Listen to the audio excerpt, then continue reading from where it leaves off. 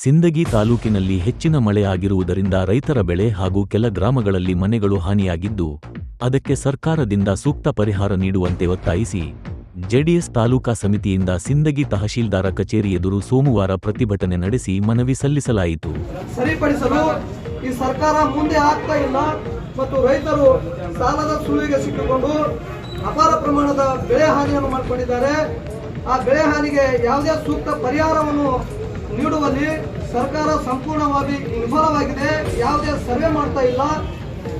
ಹೀಗಾಗಿ ಇದರ ಒಂದು ಧ್ವನಿ ಎತ್ತಲು ನಮ್ಮ ಪಕ್ಷ MN ಪಾಟೀಲರ ನೇತೃತ್ವದಲ್ಲಿ ಈ ಒಂದು ಪ್ರತಿಭಟನೆಯನ್ನು ಹಮ್ಮಿಕೊಂಡಿದ್ದೇವೆ ಮತ್ತು ಇದನ್ನು ನಮ್ಮ ಇನ್ನೂ ಹೆಚ್ಚಿನ ಒಂದು ಸಮಾವೇಶವನ್ನು ನಮ್ಮ ಪ್ರಕಾಶನ ಹಿರೇಕುರುಬರವರು ಮಾತನಾಡಲಿ ಅಂತಕ್ಕಂಥ ಒಂದು ಪ್ರಸ್ತಾವನೆಯನ್ನು ನೀಡುತ್ತಾ ಈ ಮಾತನ್ನು ನಾನು ಮುಗಿಸ್ತೇನೆ. ಜೈ ಹಿಂದ್, ಜೈ ಕರ್ನಾಟಕ.